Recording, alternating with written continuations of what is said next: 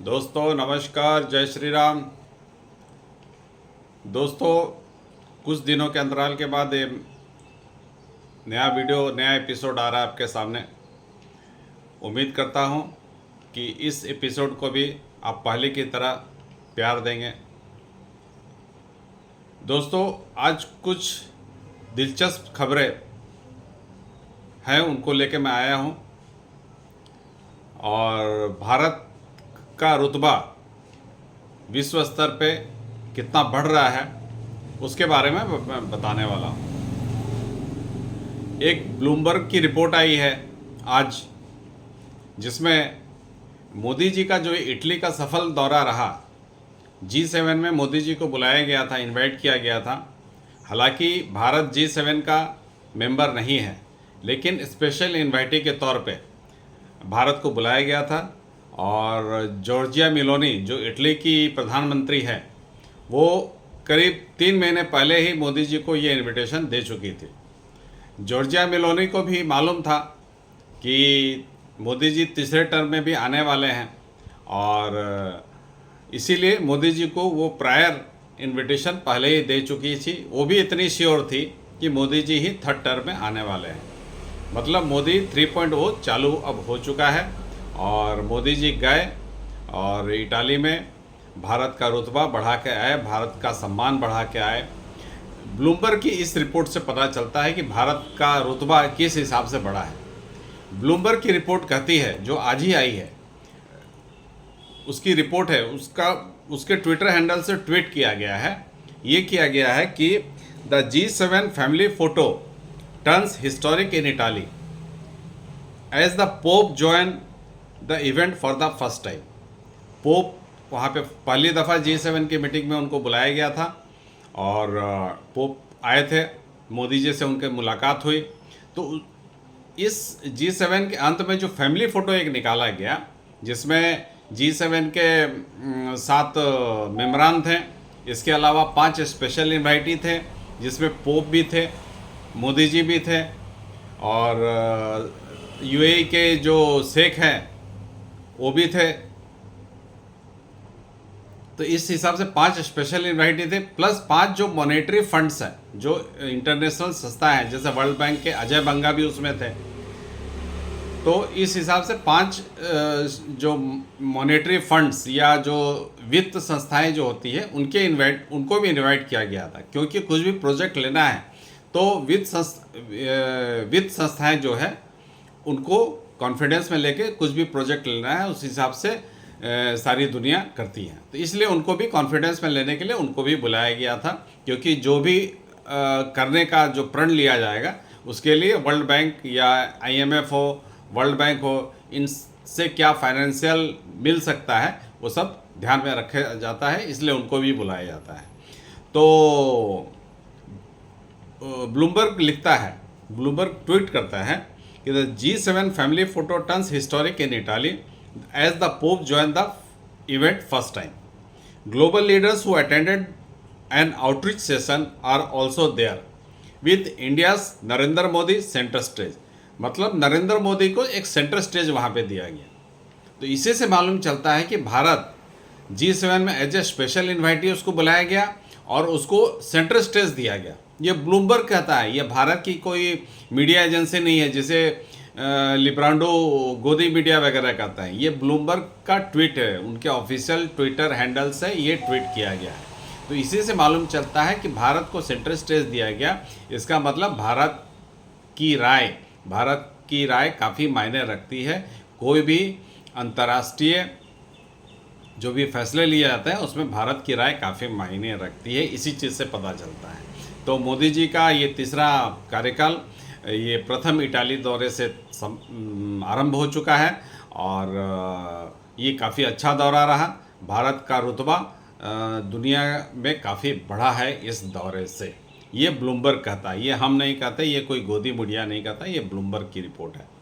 तो मोदी जी ये एक सफल दौरा करके आए, और ये हर भारतीयों के लिए गर्व की बात है। और हमें इस पे गर्व करना चाहिए कि भारत का रुतबा वर्ल्ड स्टेज में बढ़ रहा है, और मोदी जी का ये 3.0 आरंभ हो चुका है। अब देखते हैं आगे आगे क्या क्या होता है। इसके अलावा और एक बात करेंगे, कर्नाटक में पेट्रोल डीजल 3 रुपया महंगा कर दिया गया। जो उनका सेल टैक्स है वो बढ़ा दिया गया, जिसके कारण पहले जिस दाम में पेट्रोल या डीजल लोगों को मिलता था, अब उसमें 3 रुपये की बढ़ोतरी हो गई। तो अब सोचिए, कांग्रेस शासित राज्य है कर्नाटक, कांग्रेस शासित राज्य है। हर राज्यों में पेट्रोल डीजल की कीमत जो होती है बराबर नहीं होती है, कहीं कुछ ज़्यादा होती है, कहीं कम होती है। लेकिन कांग्रेस जो महंगाई का रोनार होती है, उसके प्रदेश में 3 रुपये की बढ़ोतरी क्यों की गई? अगर आप जनता के साथ हैं तो ये 3 रुपये की बढ़ोतरी होनी नहीं चाहिए। इसका मतलब आप जनता के खिलाफ हैं। आपने जो 2024 का इलेक्शन लड़ा, बेरोजगारी और महंगाई के मुद्दे पर लड़ा, लेकिन यहाँ पर आप 3 रुपये बढ़ा दे रहे हैं, लोगों पे बोझ डाल रहे हैं। इसका मतलब जो महंगाई वाला मुद्दा था वो तो आपका बेकार हो गया। इसका मतलब महंगाई से आपको कोई सरोकार नहीं है। आपको सिर्फ अपना देखना है कैसे झूठ बोल के वोट मिले। तो एक महंगाई का एक झूठा प्रोपेगेंडा आप फैला रहे हैं, इसी बात से साबित होता है।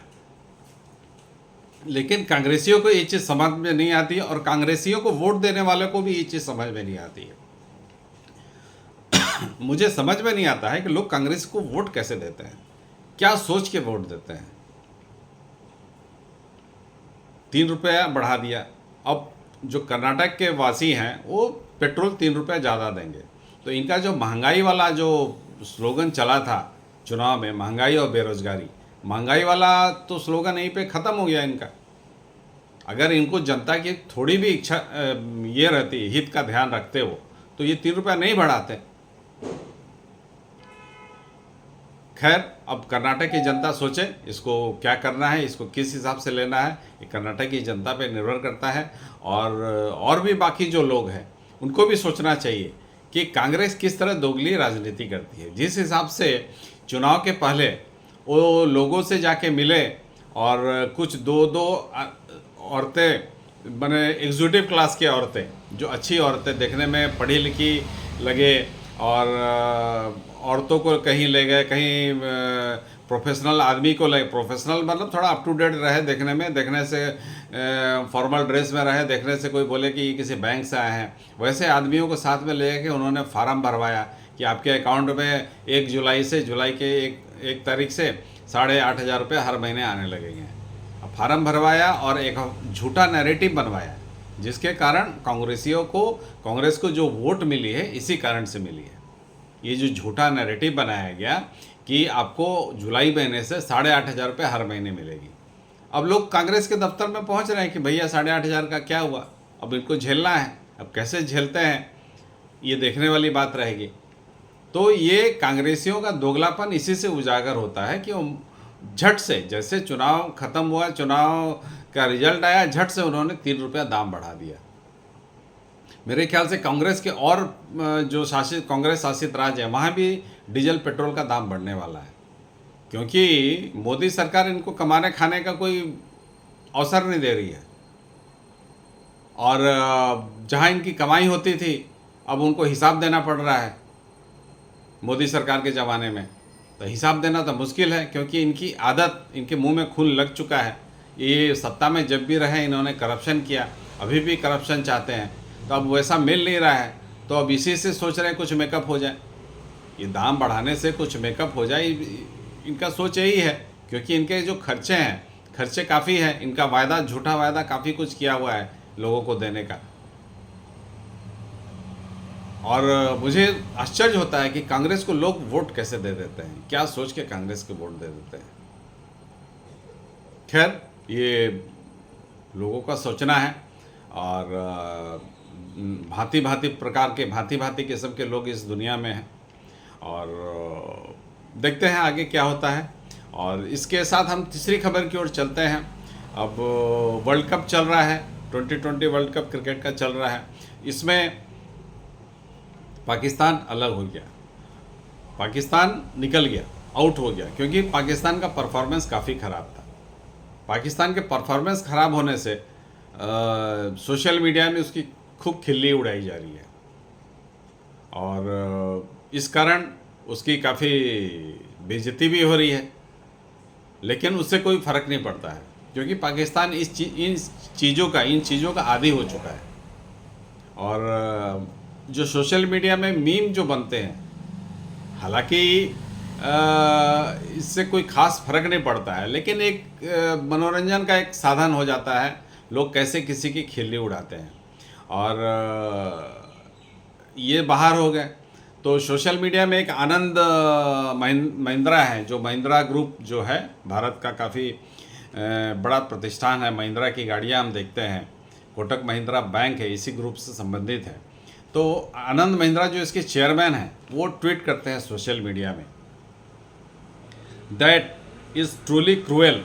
कहते हैं ये काफ़ी क्रूर है। It is much more from to drawn Pakistan out a fair game than drawn out by rain. मतलब पाकिस्तान को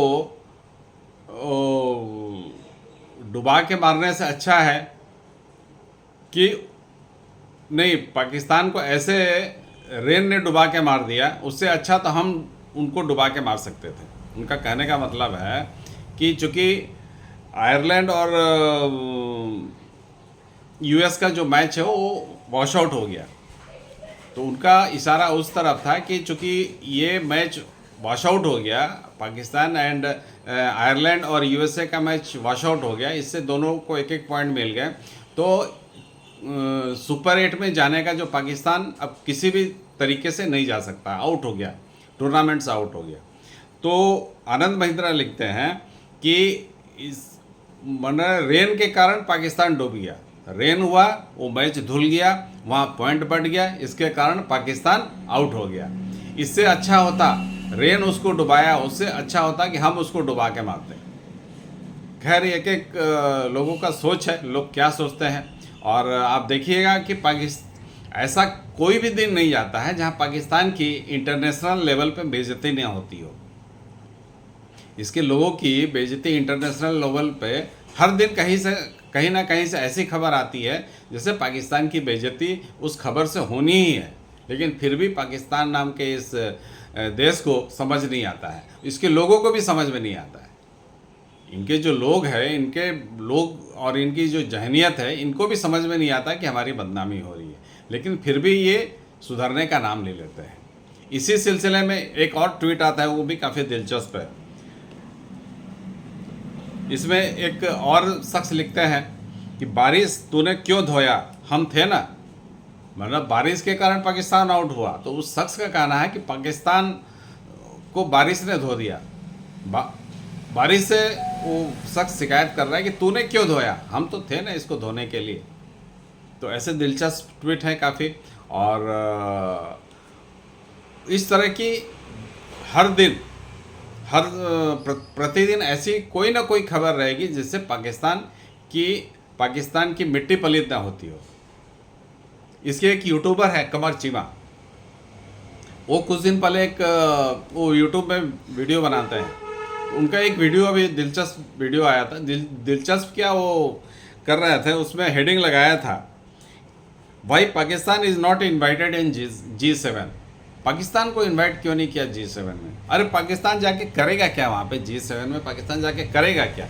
ना उसका कोई लक्ष्य है, उसे खाली डॉलर चाहिए, तो डॉलर जहाँ मिले वहाँ जाएगा, और G7 में जाके वो भीख मांगेगा लोगों से, बाइडेन से भीख मांगेगा, ऋषि सुनक से भीख मांगेगा, तो हर किसी से तो भीख ही मांगेगा। तो ये हेडिंग पे वो एक वीडियो बना रहा है Qamar Cheema, why Pakistan is not invited in G7। माने ये मुंह और मसूर की दाल, हालांकि घर में खाने को आटा नहीं है, लेकिन G7 की मीटिंग में जाना है। और एक चीज़ देखिएगा दोस्तों, पाकिस्तान के नेता वगैरह जो रहते हैं, इनकी कोई भी फ़ोटो वगैरह आती है, हमेशा एकदम कोट सूट माने सूट बूट में रहते हैं, टाई वाई लगा के फिट फाट रहते हैं। मतलब इनके पास करप्शन के लिए पैसा है, करप्शन किया हुआ पैसा है, लेकिन आटा के लिए पैसा नहीं है इनके पास। इनके पास 50-50 हज़ार के सूट पहनने के लिए पैसा है। इनकी कोई भी फ़ोटो विदाउट सूटेड बूटेड नहीं रहती है। हर नेता शूट बूट में टाई लगाया हुआ रहता है, लेकिन देश में खाने के लिए आटा नहीं है और कहीं भी जाते हैं भीख मांगने लगते हैं। अच्छा, पाकिस्तान का प्राइम मिनिस्टर तो जाता ही है जाते में, किसी विजिट में जाता, अभी चाइना गया था, उसका आर्मी चीफ भी जाता है साथ में, दोनों मिल के भीख मांगते हैं।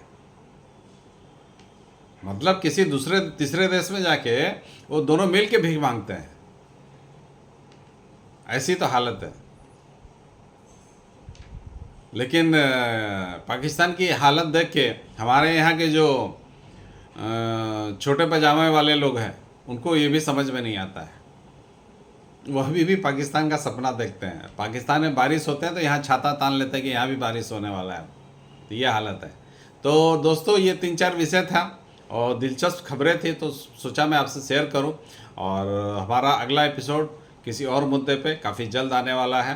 तो मेरा फिर से आपसे निवेदन है कि इस चैनल को सब्सक्राइब कीजिए, लाइक कीजिए और शेयर कीजिए। नमस्ते दोस्तों, जय श्री राम।